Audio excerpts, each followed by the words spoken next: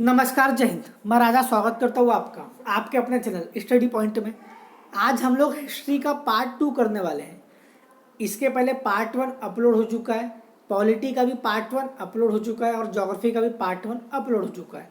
कुल मिला के हमारे 3 क्लास होती है, हिस्ट्री की, ज्योग्राफी की और पॉलिटी की, जिसमें कि हम प्रीवियस ईयर क्वेश्चन की एक सीरीज़ लेकर आए हैं। क्लियर है? लेकिन उसके बावजूद भी आप लोग वीडियो देखते ही नहीं हो। एक बात समझना, ऑफलाइन और ऑनलाइन पढ़ने में क्या अंतर होता है। ऑफलाइन जब हम कोचिंग में जाते हैं पढ़ने के लिए तो हमको वहाँ पढ़ना ही पड़ता है, वो हमारी मजबूरी बन जाती है। लेकिन ऑनलाइन में क्या होता है, जब तक के अंदर से आवाज़ नहीं आएगी आप नहीं पढ़ सकते। क्लियर है? तो ये था प्रवचन थोड़ा। अब क्वेश्चन देखते हैं। पहला क्वेश्चन है, मगध में मौर्य के उत्तराधिकारी कौन थे। सबसे पहला ये कि उत्तराधिकारी मतलब क्या होता है। मतलब कि मगध डायनेस्टी में मौर्य वंश के बाद किस वंश ने शासन किया था, इसी का मतलब होता है उत्तराधिकार। क्लियर है? तो इसका राइट आंसर होगा ऑप्शन नंबर सी। मगध में मौर्य के उत्तराधिकारी कौन थे, तो आप बोलोगे शुंग वंश थे। क्लियर है? मौर्य वंश का संस्थापक कौन था, तो चंद्रगुप्त मौर्य था। आपको जैसे कि पता ही है।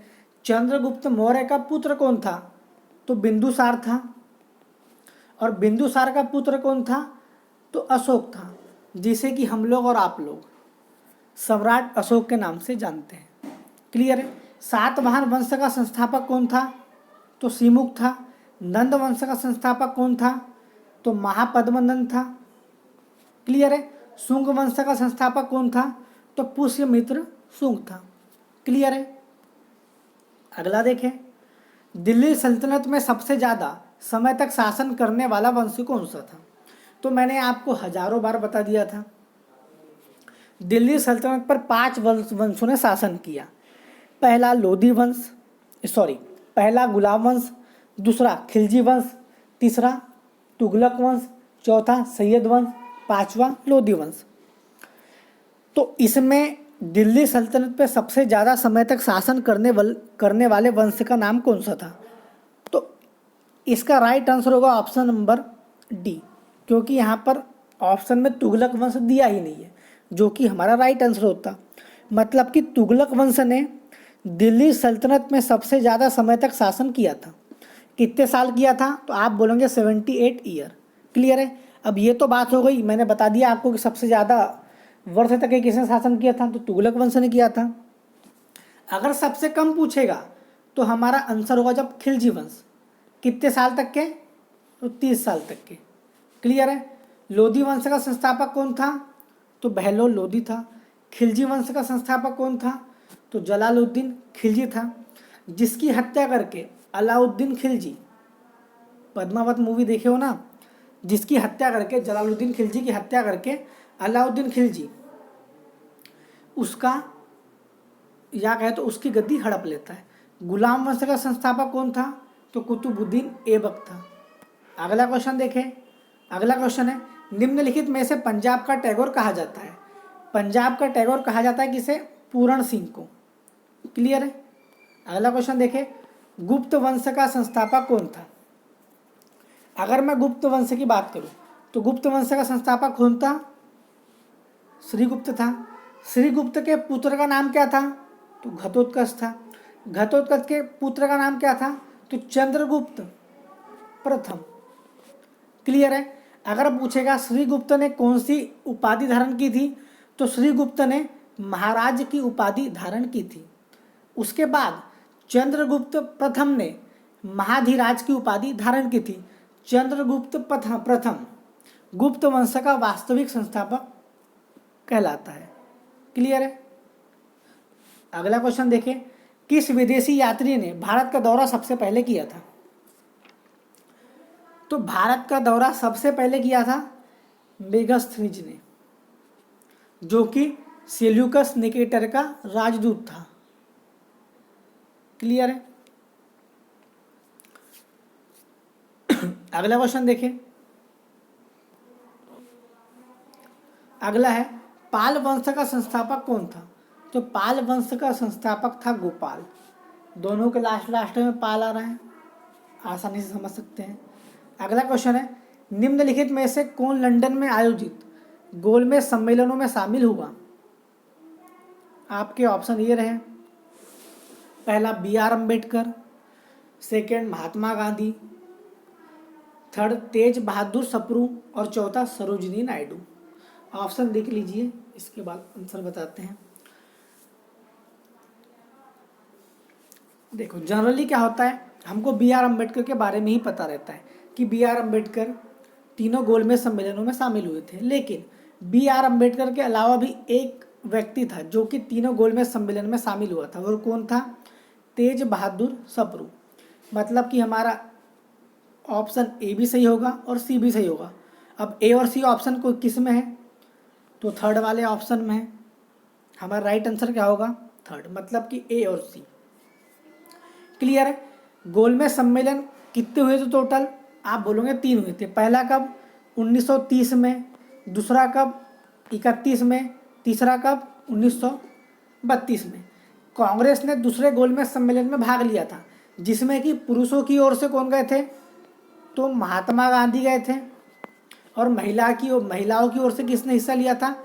तो सरोजिनी नायडू ने हिस्सा लिया था, जो कि उत्तर प्रदेश की पहली महिला राज्यपाल थी। एक क्वेश्चन और आता है, सिविल में पूछा जाता है, जब Gandhi ji second round table conference में गए थे तो कौन से पानी के जहाज से भारत से लंदन गए थे? तो वो पानी के जहाज का नाम था एस राजपूताना। एस राजपूताना नामक पानी के जहाज से गांधी जी भारत से लंदन गए थे। अब बात ये भी आती है कि जब लंदन गए तो वापस कैसे कैसे आए? तो वापस भी पानी के जहाज से आए थे, और वो पानी के जहाज का नाम था वेसेंटीना। क्लियर है दोस्तों? गोलमेज सम्मेलन के ऊपर मैंने बहुत अच्छा वीडियो बनाया था, आपने नहीं देखा हो तो जाके देख सकते हैं। अगला क्वेश्चन है, निम्न में से कितने मुगल बादशाह हैं जिनका मकबरा भारत के बाहर स्थित है? तो ऐसे 3 मुगल बादशाह हैं जिनका मकबरा भारत के बाहर स्थित है। आप बोलोगे कौन कौन से? तो पहला बाबर, दूसरा जहांगीर और तीसरा बहादुर शाह जफर या कहे तो बहादुर शाह सेकेंड। बाबर का मकबरा कहाँ पर है? तो काबुल में है। जहांगीर का मकबरा कहाँ पर है? तो लाहौर में है। और बहादुर शाह जफर का मकबरा कहाँ पर है? तो म्यांमार, बर्मा, रंगून, ये तीनों एक ही नाम है, वहाँ पर है। क्लियर है? अगला क्वेश्चन देखें, तराइन के द्वितीय युद्ध में किसने किसको पराजित किया था? सबसे पहले बात यही आती है कि तराइन के कितने युद्ध हुए थे? आप बोलोगे 2। क्लियर है? लेकिन ऐसा नहीं है, तराइन के टोटल 3 युद्ध हुए थे। आज पता चलेगा आपको। पहला हुआ था पृथ्वीराज चौहान और मोहम्मद गौरी के बीच में। कब हुआ था? 1191 में, मतलब कि 1191 में, जिसमें कि पृथ्वीराज चौहान जीत चुका था। दूसरा हुआ था 1192 में, मतलब 1192 में। किस किस के बीच में? तो मोहम्मद गौरी और पृथ्वीराज चौहान के बीच में, जिसमें कि मोहम्मद गौरी जीत चुका था। किसकी सहायता से? तो जयचंद की सहायता से। तीसरा युद्ध हुआ था इल्तुतमिश और यालदोस के बीच में, जिसमें कि इल्तुतमिश जीत गया था। क्लियर है? तो पानीपत के टोटल 3 युद्ध हुए। पहला 1191 में, दूसरा 1192 में और तीसरा 1215 में। क्लियर है? तराइन कहाँ पर आता है? तो तराइन वर्तमान में, मतलब कि प्रेजेंट में कहाँ आता है? हरियाणा में आता है।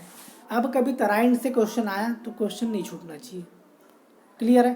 तो इसका राइट आंसर होगा हमारा, मोहम्मद गौरी ने पृथ्वीराज को हराया था दूसरे युद्ध में, और पहले युद्ध में पृथ्वीराज ने मोहम्मद गौरी को हराया था।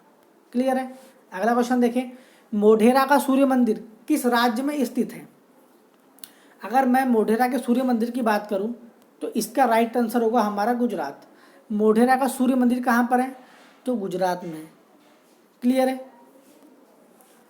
अगला देखें, बाबर को गाजी की उपाधि किस युद्ध के बाद धारण की थी?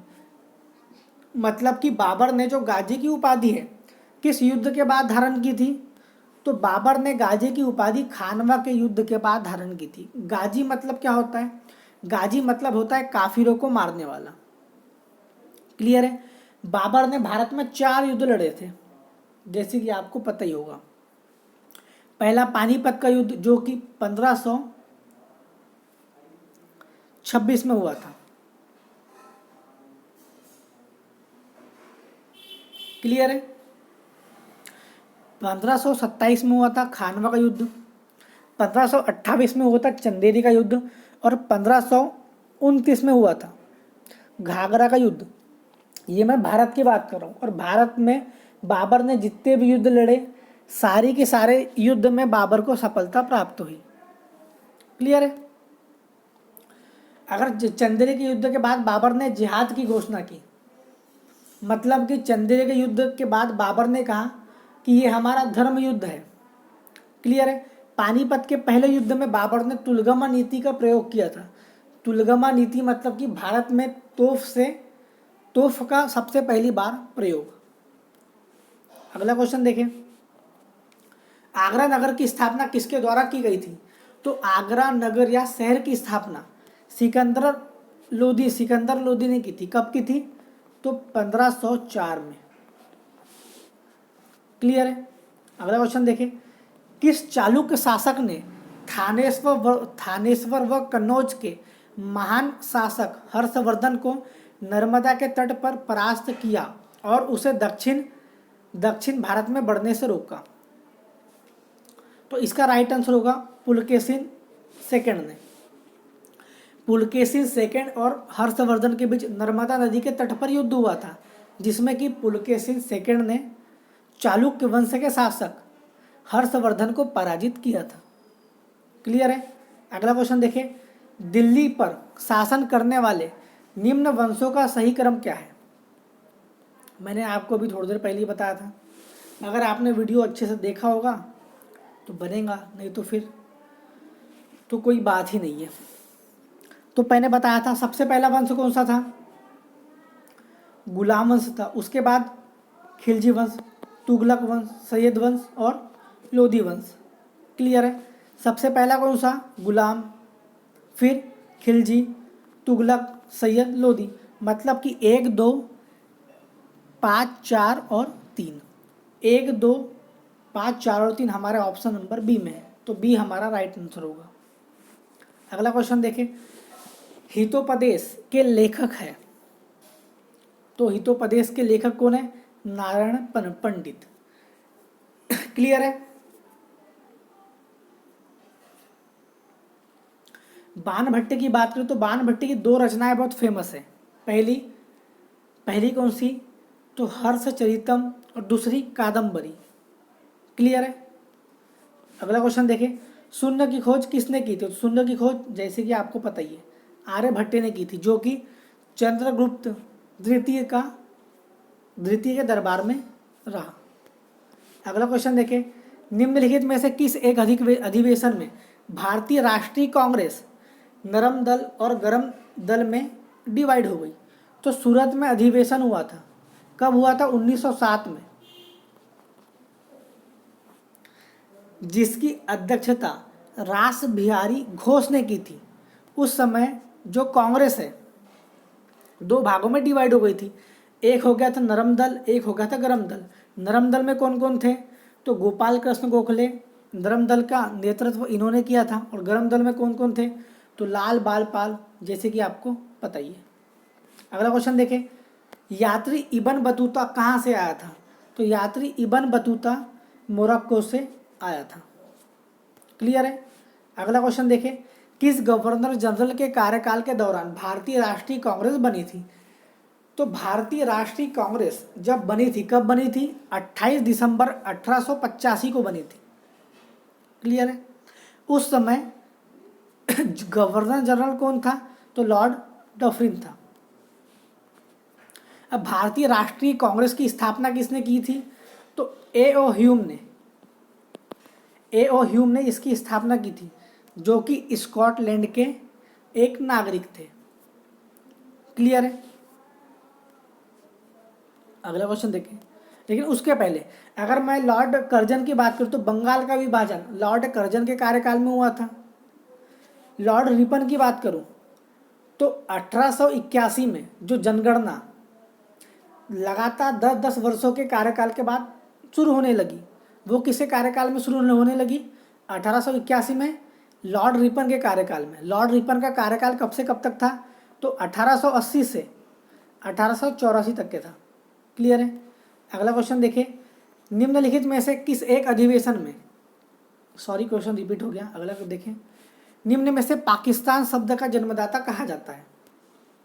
तो इसका राइट आंसर होगा ऑप्शन नंबर सी, चौधरी रहमत अली को पाकिस्तान शब्द का जन्मदाता कहा जाता है। अब इन्होंने पाकिस्तान शब्द दिया कब? तो 1940 में दिया। क्लियर है? अगला क्वेश्चन देखें, इनमें से किसे काला कानून कहा जाता है? अगर मैं काला कानून की बात करूं तो राइट आंसर होगा रोलेक्ट एक्ट। रोलेक्ट अधिनियम जो कि कब आया था? 1919 में आया था।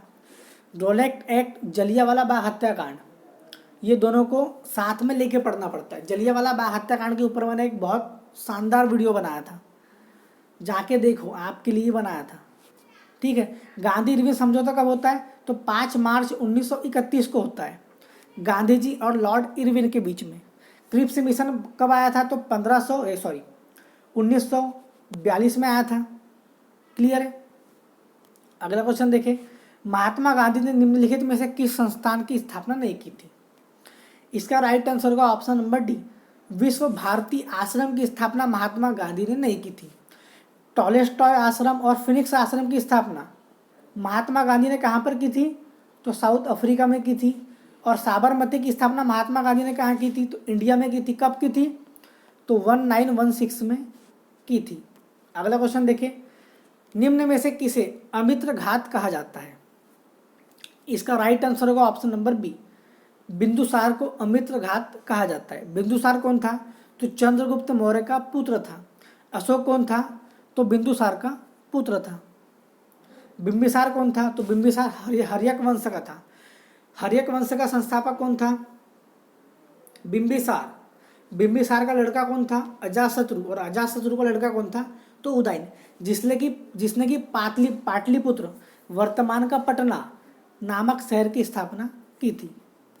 अगला क्वेश्चन देखें, गांधी जी द्वारा पहली भूख हड़ताल कहाँ पर की गई थी? इसका राइट आंसर होगा option number C, Gandhi ji द्वारा पहली भूख हड़ताल दक्षिण अफ्रीका में की गई थी। अगर क्वेश्चन में पूछता कि गांधी जी द्वारा भारत में पहली भूख हड़ताल कहाँ की गई थी, तो हमारा राइट आंसर होता तब अहमदाबाद मिल, जो कि 1918 में की थी। गांधी जी के प्रथम भारत में 3 आंदोलन थे। पहला कौन सा? चंपारण आंदोलन। दूसरा कौन सा? अहमदाबाद मिल आंदोलन। तीसरा कौन सा? तो खेड़ा आंदोलन। चंपारण आंदोलन कब हुआ था? 1917 में हुआ था। अहमदाबाद मिल आंदोलन कब हुआ था? तो 1918 में हुआ था। और खेड़ा आंदोलन कब हुआ था? तो 1918 में हुआ था। क्लियर है? गांधी जी के टोटल छोटे बड़े 6 आंदोलन थे। ये तो मैंने आपको छोटे की बात करी। अगर गांधी जी के बड़े आंदोलन की बात करूं तो असहयोग आंदोलन, जो कि 1920 से लेकर 1922 तक के चलता है। उसके बाद था सविनय अवज्ञा आंदोलन, जो कि 1929 और 1930 में चलता है। उसके बाद था भारत छोड़ो आंदोलन, जो कि 1942 में आया था। क्लियर है? अगला क्वेश्चन देखें, निम्नलिखित में से वायसराय लॉर्ड चेम्सफोर्ड के कार्यकाल में नहीं हुआ। मतलब कि इनमें से कौन सी घटना वायसराय लॉर्ड चेम्सफोर्ड के कार्यकाल में नहीं हुई थी? तो वायसराय लॉर्ड चेम्सफोर्ड का कार्यकाल कब से कब तक था? तो 1916 से लेकर 1921 तक के था। क्लियर है? जिसमें कि आपको लखनऊ अधिवेशन भी देखने को मिलेगा 1916 का, जलियांवाला बाग हत्याकांड भी देखने मिलेगा, असहयोग आंदोलन भी देखने को मिलेगा। लेकिन साइमन कमीशन का भारत आगमन आपको देखने को नहीं मिलेगा, क्योंकि साइमन कमीशन का भारत आगमन कब हुआ था? तो 1928 में हुआ था। और मैंने आपको अभी थोड़ी देर पहले बताया कि लॉर्ड चेम्सफोर्ड का कार्यकाल कब से कब तक था? तो 1916 से लेकर 1921 तक के था। क्लियर है? तो ये थे फ्रेंड्स हमारे हिस्ट्री के इम्पोर्टेंट क्वेश्चन, जो कि आगामी एग्जाम में आ सकते हैं और पिछले एग्जाम में आए। वीडियो अच्छा लगे तो लाइक करना, सब्सक्राइब करना, शेयर करना और वीडियो को पूरा देखा करो, क्योंकि वीडियो आपके लिए ही है। क्लियर है? मिलते हैं अगले वीडियो में। बाय।